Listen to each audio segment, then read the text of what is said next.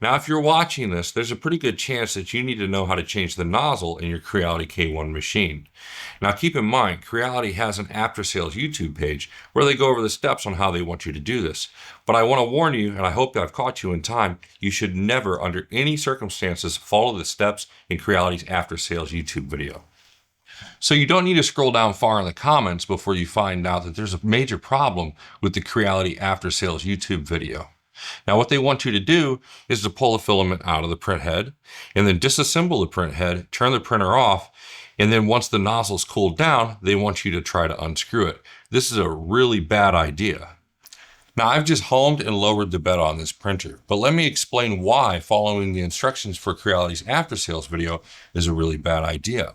As you print, your nozzle heats up and then it cools down, and it heats up and it cools down. And with each print, it expands and it contracts. And what happens over time is something happens called thermal bind, where the nozzle can actually thermally become bound to the hot end. And you really don't want to be twisting on it when it's cooled off. So the first thing that we want to do is make sure we heat up our hot end to about 150 degrees. Now keep in mind, we're not trying to extrude the filament here. We just want it to release out of the nozzle. Now after that's heated up, we're just going to go ahead and disengage the extruder there. And what that does is it pulls back on those gears so they're no longer engaged with the filament. Once that's done, we'll pull the Bowden tube out, and then you can gently pull up on the filament. Now you should own this tool. It comes in a little bitty Creality toolkit box that they ship with every printer. Now I haven't turned the nozzle down since initially heating it up to pull the filament out. So what we want to do is just leave that heated up to about 150 degrees. And I'll come over here and put this right on the end of the nozzle. And don't worry about that sock, that silicone sock. You're not going to hurt it.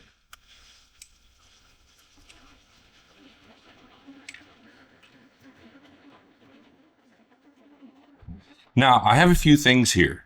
This metal grease, again, comes in the little bitty toolkit that you get with your printer from Creality. So you should have this unless you've thrown it away. We have a 0.4 nozzle, brand new, Unicorn. Keep in mind, this video is for the Unicorn style nozzles. And the last thing we have here is a bottle of plastic repellent from Slice Engineering. Now what this does is you put this on the tip of your nozzles, and normally any filament that would build up or gunk up or blob on your nozzles can't do that. So the first thing that we're going to do is we're going to pull this nozzle out, this 0.4 from Creality, the brand new Unicorn nozzle, and just lay it there for a second.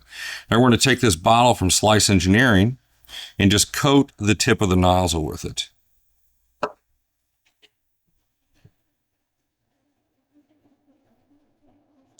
Now again, what this bottle of plastic repellent does is it makes sure that no filament can gunk up or blob up on the end of your nozzle, leading to those huge blob of deaths that we've all seen on all the forums or Facebook or Reddit or places like that. So once that's dried out, I'm going to take this tube of metal grease here and I'm going to put a little bit right here on that. And then I'll put a little bit right here on the threads. Now, we don't need to wipe this all the way around, because what's going to happen is as we put the nozzle into the hot end, it's going to spread itself. So we'll just leave it like that. So now we've dropped our nozzle into our wrench here. We're just going to go ahead and feed it into the hot end. Now, keep in mind, don't worry about this silicone sock. You're not going to hurt it. Somebody might say, oh, I would never do that. But let me tell you, your printer is going to survive far worse than this.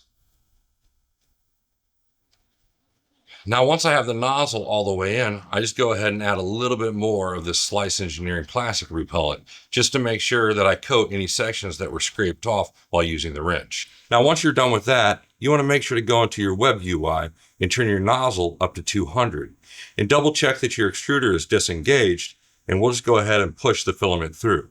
We don't need to go into the UI or do any load macros or anything like that. All we have to do is make sure that the filament is in the nozzle and then lightly push it through until we see it extrude out the other side. Once that's done, all we have to do is make sure we put the Bowden tube back into the print head and then re-engage the extruder, and then we're done. So now that we're done with that, you want to make sure that you go into your web UI and run a PID calibrate. And if you're not rooted, make sure you go into your normal UI and just recalibrate the whole machine. This will make sure that the machine goes through the PID calibration for the hot end. Anytime you change the nozzle, it's a good idea, just because of the thermal resistance might have changed a little bit in the hot end. So there's always going to be somebody that says, well, I've always removed my nozzle from my hot end once it's fully cooled down. And that's great. I'm happy for you. If you've survived this long without damaging anything, that's awesome. But our goal today is to minimize the risk that anybody would damage their hot end, snap a nozzle off inside of their hot end, or worst off, break their print head. So if we've saved one person from damaging their printer today, this video is worth my time to make. And I really hope that people pay attention and they're not following the horrible advice at Creality. You do not want to follow that video. Make sure that when you're changing your nozzle, your print head is heated up. Don't do it off of a cold hot end.